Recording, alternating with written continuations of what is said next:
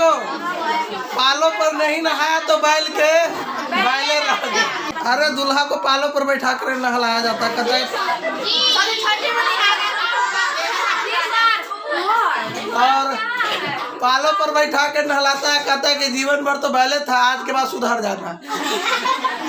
बैल के कंधा पर पालो रखल रहता है, इसलिए पालों पर बैठाया जाता है। सब दिन तो बैले था, अब सुधर जा।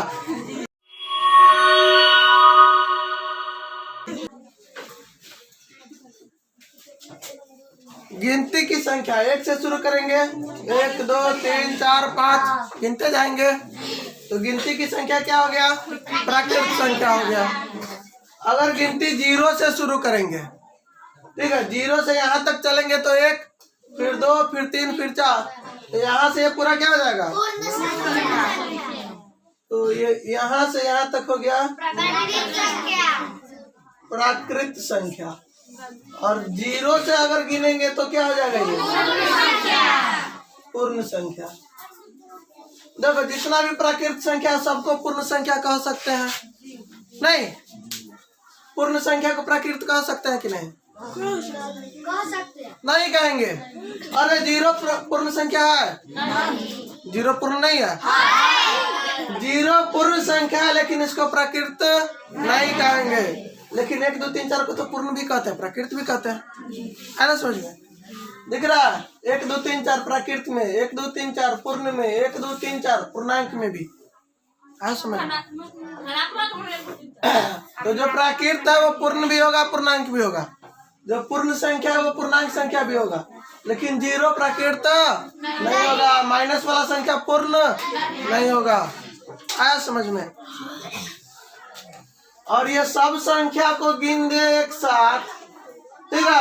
ऋणात्मक 0 और धनात्मक, ये हो जाएगा पूर्णांक संख्या, ठीक है?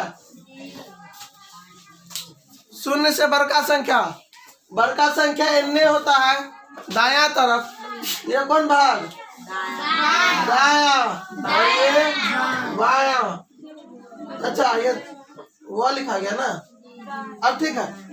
दाया बाया। तो 0 से बड़ी संख्या को और 0 से छोटी संख्या को नहीं आया समझ में? नहीं याद हुआ? आ गया। गिनती के संख्या को प्राकृत संख्या कहते हैं। गिनती की संख्या को अगर गिनती 0 से शुरू करे तो, ठीक है, 0 से बड़ी संख्या है तो, 0 से छोटी है तो, 0 धनात्मक की ऋणात्मक? 0 ना धनात्मक होता है ना ही ऋणात्मक होता है, ठीक है? अब धनात्मक संख्या, ऋणात्मक संख्या और 0, इस तीनों को एक साथ क्या बोल देंगे? पूर्णांक संख्या बोल देंगे। सब के सब क्या हो गया? पूर्णांक संख्या। ये 5-6 बात समझ में आया कि नहीं है? आ गया। इसको परिमेय संख्या, तो पूर्णांक संख्या को p/q के रूप में लिखना है। बाटा वाला जितना भी संख्या है, ठीक है, सब के सब क्या हो गया? परिमेय संख्या हो गया। उसमें सब के सब पूर्णांक होना चाहिए, बाटा के नीचे शून्य नहीं होना चाहिए, ठीक है? जैसे में -3/7, 5/-8, -11/-23, 0/5, 6/0। बताओ इसमें कौन परिमेय संख्या नहीं है? बटा के नीचे 0 नहीं होता है, ठीक है? खेत जोताते हुए देखे हो? जो ये जो हल होता है हमेशा मिट्टी के रहता है, तरी में रहता है, इसलिए अंश बटा। देखो इसका वास्तविकता से कोई लेना देना नहीं है। देखो हार, हाँ मिलता है ना, शादी ब्याह में देखना सब पालो ढूंढ के लाता है। हाँ अरे दूल्हा को पालों पर बैठा कर नहलाया जाता है, कहता है। और पालों पर बैठा के नहलाता है, कहता है कि जीवन भर तो बैले था, आज के बाद सुधर जाना। बैल के कंधा पर पालो रखल रहता है, इसलिए पालों पर बैठाया जाता है। सब दिन तो बैले था, अब सुधर जा। देखो, पालों पर नहीं नहाया तो बैल के बैले रह गए। भिन्न संख्या किसे कहते हैं? अंश बटा हर के रूप में लिखा है। अंश बटा हर के रूप में है तो वो क्या हो गया? भिन्न संख्या। इकाई भिन्न यानी अंश का मान कितना होना चाहिए? तो ऊपर वाला 1 हो, ठीक है, तो वो इकाई भिन्न हो गया। तुल्य भिन्न, काट कूट करने पर मान एक के लेखा आ जाए तो तुल्य भिन्न। 1/2, इसको भी काटेंगे तो 1/2, इसको भी काटेंगे तो 1/2, इसको भी काटेंगे तो 1/2। आया ना समझ में? तो सबको काटने पर एक के लेखा माना जाए तो ये सब आपस में क्या हो गया? तुल्य भिन्न हो गया। परेशानी किसी को? उचित भिन्न, ऊपर वाला मान छोटा हो यानी अंश का मान छोटा, हर का मान 12, तो क्या हो गया? उचित भिन्न। इसमें क्या हो? कुछ बांटेंगे तो हर एक चीज को तोड़ना पड़ेगा। जैसे अभी बताया 2 गो पार्ले जी 3 गोटा में बांटना है तो पार्ले जी को फाड़ना पड़ेगा तब बटाएगा। तो क्या हो गया? उचित भिन्न हो गया। ठीक है, 2 गो मुर्गा है, 5 आदमी में बांटना है तो बिना कटले नहीं बटाएगा। कोई सोचेगा कि ना रे 100 मुर्गा हमरा दे दे, मारपीट हो जाएगा। तो उचित भिन्न का मतलब हर एक चीज को टुकड़ा टुकड़ा करके बांट लेना, सौसा कुछ नहीं मिलने वाला इसमें। ठीक है, अनुचित भिन्न यानी विषम भिन्न, इसमें ऊपर वाला नंबर बड़ा होता है, नीचे वाला नंबर छोटा। इसमें बांटने पर क्या होता है? कुछ तो सौसा मिल जाता है और कुछ टुकड़ा में मिलता है, तो क्या हो गया? विषम भिन्न या अनुचित भिन्न। इसमें 5 गो पार्ले जी 2 गोटा में बांटेंगे तो 2 गो तो सौसा पैकेट मिल जाएगा, 1 गो को तोड़ना पड़ेगा, तो क्या हो गया? ये अनुचित भिन्न ना आया उसमें। ऊपर वाला नंबर बड़का हो, नीचे वाला नंबर छोटका हो तो विषम भिन्न। इतने हैं। क्यों इतने हैं? क्योंकि इसमें पूरा नहीं टूटता है, कुछ सौसे रह जाता है। अब इसी सौसे रहने के कारण इसको बदल देते हैं किसमें? मिश्रित भिन्न में। देखो, इसको बांटेंगे तो कै गो सौसा मिलेगा? 1 गो बच जाएगा, तो ये क्या हो गया? हाँ, तो बता रहे थे हम मिश्रित भिन्न।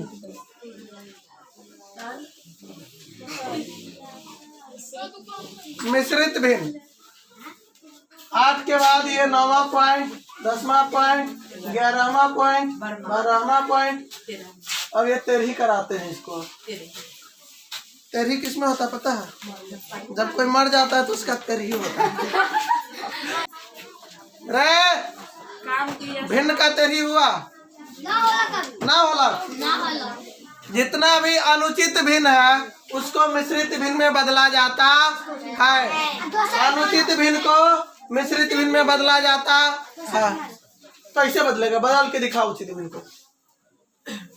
एको का सौसा नहीं मिलेगा। जब सौसा मिलवे नहीं करेगा तो बगल में लिखेगा कथी? कुछ नहीं लिखा। ठीक है, देखो ये है अनुचित भिन्न। एक आध को और लिखते हैं अनुचित भिन्न। ठीक है, 10/7, 11/3। ठीक है, ये सब क्या हो गया? अनुचित भिन्न हो गया। ऊपर वाला नंबर 12 का, नीचे वाला नंबर।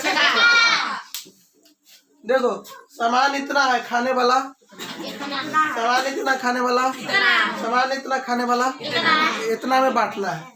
5 रुपया को क्या भाग में बांटना है? 2 भाग में। तो मिश्रित भिन्न में देखो क्या में मिलेगा रे? 2 गो तो सौसा मिलेगा, 1 गो में से तोड़ना पड़ेगा, मिल जाएगा ना। ये देखो 10 गो है, 7 गो टाइम बांटना है तो 1 गो तो सबको मिल जाएगा, 1 गो मिल जाएगा, 3 गो बच जाएगा। 3 गो में क्या गोटा बांटेगा? 7 गोटा। ये हो गया क्या? मिश्रित भिन्न। देखो 11 गो है, क्या गो मिलेगा रे? 3 गो मिलेगा सभी को। अब बचेगा क्या गो? 2 गो, और उसको बांटेगा क्या गोटे? 3 गोटे। कैसे बताते? क्या गो है? 5 गो। 2 गो टाइम बांटना है तो 2 गो सौसा मिला, बचेगा क्या गो? क्या गोटे बांटेगा? 1 गो बचेगा, 2 गोटे बांटेगा। फिर से 10 गो है, 7 गो टाइम बांटना है। ठीक, तो क्या क्या गो बांटेगा? 1 गो मिलेगा सबको, सौसा तो सौसा 1 गो नहीं, बच क्या हो गया? 3 गो। बांटेगा क्या गोटे? 3/7। मतलब कह रहा है कि हम 3 गो बचे हुए हैं, तोड़ तोड़ के 7 गोटा में बांट दीजिए। 11 गो है, क्या गोटा में बांटना है? 3 गोला। क्या गो मिलेगा? 3 गो सौसा मिलेगा। बचा क्या गो? 2 गो पर तीनों के दावेदारी अभी भी है, तो 2 गो में से 3 गोटे बांटेगा तोड़ फोड़ करके। तो ये बिल्कुल नहीं छोड़ना है, कलयुग है। कैसे? चलो मिश्रित भी ना है समझ में। इसको पढ़ने का तरीका क्या है? ये तो पूर्णांक संख्या दिख रहा है, क्या रे? 2 पूर्णांक 1/2, 1 पूर्णांक 3/3 पूर्णांक 2/। समझ में आया? किसी को परेशानी? जी सर जी, पसरानी नहीं ना किसी को? ये भिन्न में देखो क्या को भिन्न हुआ? 1 2 3 4 5 प्रकार के भिन्न में किसी को कहीं से भी परेशानी है तो बोलो। ये भिन्न संख्या बड़ा परेशान करता है। आज याद करेगा, कल भूल जाएगा, तो तुम कल इसे भूल नहीं जाओ, इसके लिए आज लिख लो, ठीक है? फिर घर जाना तो शिवम अगरबत्ती हो गए ना। ओम जय भिन्न देवता की जय स्वाहा, ओम सभी संख्या पद्धति स्वाहा, उचित भिन्न आइलो स्वाहा, अनुचित भिन्न न आइलो न स्वाहा। उसको पढ़ेगा फिर स्वाहा करेगा। इकाई अंक 0 2 4 6 8 रहे तो उसे सम संख्या कहते हैं। दूसरा, जिस संख्या में 2 से पूरा पूरा भाग लग जाए, शेषफल 0 बचे, तो वो क्या होता है? सम संख्या। और जिस संख्या में 2 से पूरा भाग 2 से भाग देने पर शेषफल 1 बचे, तो उसे क्या कहते हैं? इकाई अंक कितना होना चाहिए? 1 3 5 7 9। इकाई अंक 1 3 5 7 9 है। इसका मतलब वो क्या हो गया? विषम संख्या। बताइए 15 सम की विषम? 14। वैसी संख्या जिसमें एक और खुद को छोड़कर दूसरे संख्या से भी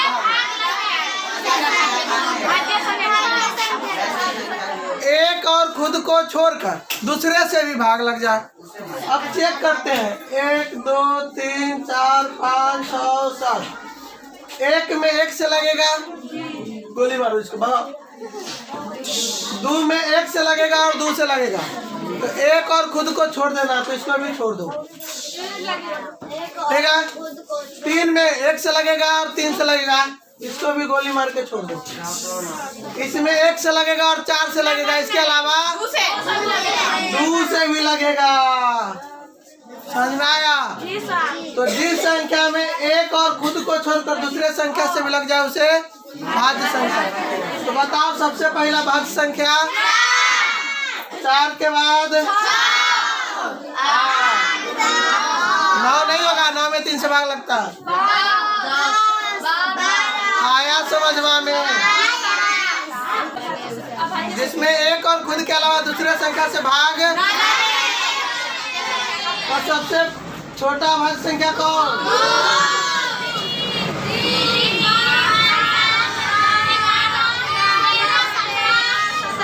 आया समझ में? इन्हें अभाज्य संख्या से लघुत्तम निकालते हैं, इसी अभाज्य संख्या से अभाज्य गुणनखंड करते हैं। सबसे पहले कितना से भाग लगाते हैं? 2 से नहीं लगे तो 3 से बिना लगे तो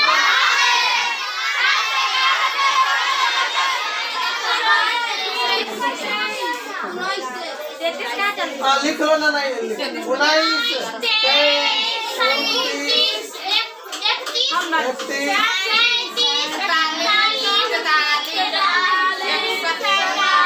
50 से पहले में इतना है। कोई भी 2 संख्या लिखिए जिसका मौसा कितना होना चाहिए?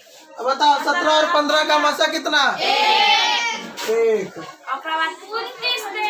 20 और 23 का मौसा 1। 8 और 11 का मौसा 1। तो जिस दो संख्या का मौसा एक हो उस दोनों संख्या को क्या बोलते हैं? रुक जाओ। कौन कौन है जिसको मौसा नहीं आता निकालने? जल्दी जोर से बोलो, जिसको मौसा नहीं आता है। मौसा किसको किसको नहीं आ रहा? तो मौसा निकालेगा, मौसा आएगा तो सबके घर में मौसा कितना होना चाहिए रे? मौसा एक हो तो सहवास संख्या होता है।